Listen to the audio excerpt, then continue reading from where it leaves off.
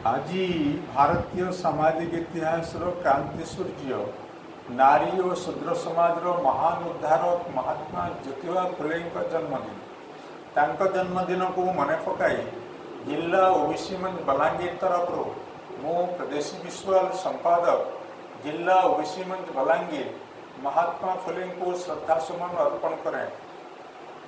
जेते बेले भारतीय समाज रे कुपमंडूकता व्याप्त जाति पाति छुआछूत बाल विवाह सती प्रथा नरबली आदि अमानवीय अंधविश्वास और कुसंस्कार जो हिंदू समाज दुर्बल और व्याधिग्रस्त, शिक्षा व्यवस्था संपूर्ण धूलिसा, शूद्र और स्त्री शिक्षा को धर्म विरोधी कही निषिद्ध करा जाइथिला।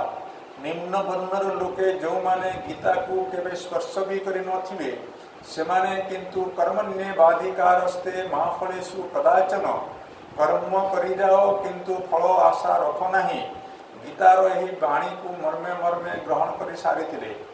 एपरि एक अंधकार जुगरे एप्रिल 11 एप्रिल 1827 रे महात्मा ज्योतिबा राव फुलेंकर जन्म महाराष्ट्र पुणे अंतर्गत खानबाड़ी ग्रामर एक माली परिवार रे।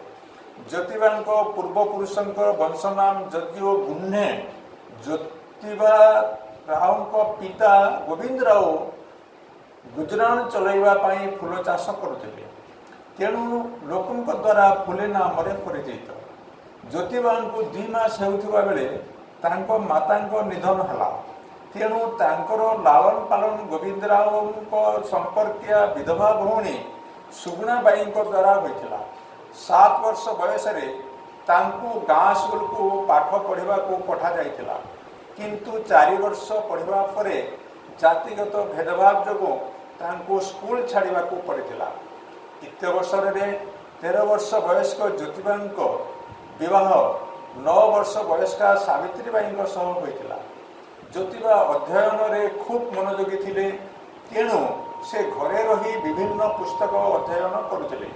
सुगुणाबाई ज्योतिबा को अध्ययन में सबु प्रकार सहयोग करुले। आरबी फारसी विद्वान गब्बार बेग मुंशी गोविंद राव को पड़ोसी थिले। ज्योतिबा मेधावी और पाठ पढ़ारे आग्रह देखी तांकु पुनः पाठ पढ़ा को गोविंद राव को प्रवर्ताइले और स्कॉटिश मिशन स्कूल रे तांको नाम लेखाई देले। ज्योतिबा श्रेणी रे प्रथम रहुथिले। 1847 रे इंग्रेजी स्कूल शिक्षा समाप्त कले। शिक्षा सह विद्यालय रे मानसिकता शिक्षा सह विभिन्न पुस्तक अध्ययन द्वारा समाज रे व्याप्त उच्च नीच अमीर गरीब मनुष्य मनुष्य मध्य भेदभाव समाज रे व्याप्त अंधविश्वास कुसंस्कार संबंध में ज्ञान और निजर कर्तव्य संबंध में धारणा जागृत है। 1848 मसीहा तांको जीवन को दोहलाई देवा भली एक घटना घटला। एक ब्राह्मण मित्र विवाह बाराती रे निमंत्रित होई जोग देवा को जाइथिले। ब्राह्मण मित्र ज्ञाति परिजन माने ज्योतिबा को शूद्र कही अपमान देले और धक्का दे बाहर करदेले। यही अपमान ज्योतिबा को खूब बाजिला।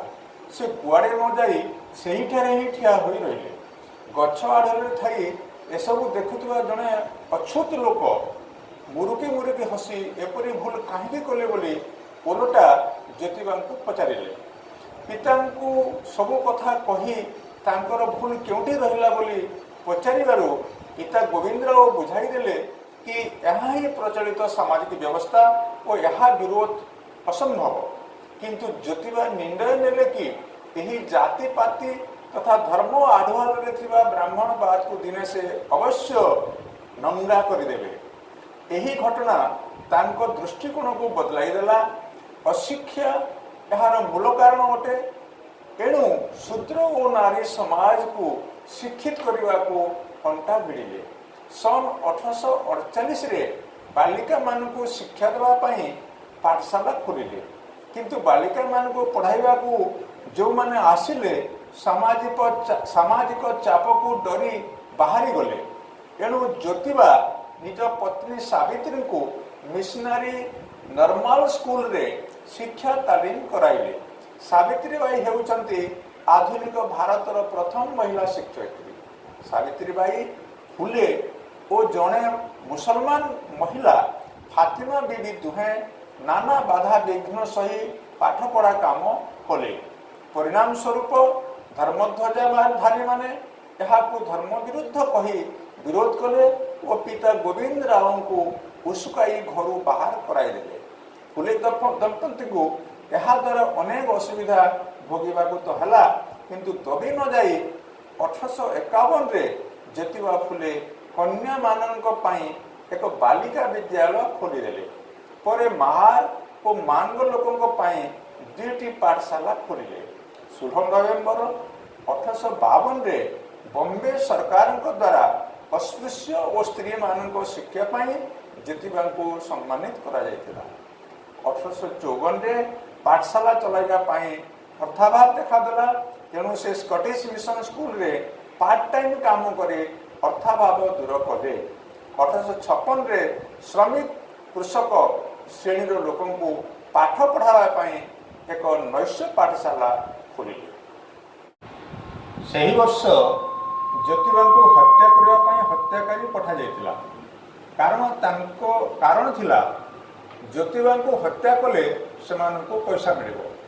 ज्योतिबा डरी न जाई धीर स्थिर भाव में सेमानकु लक्ष्य कर कहले, सावित्री मोर अंते तुम्हें एमानक पिला छुआ को शिक्षित करने काम जारी रख।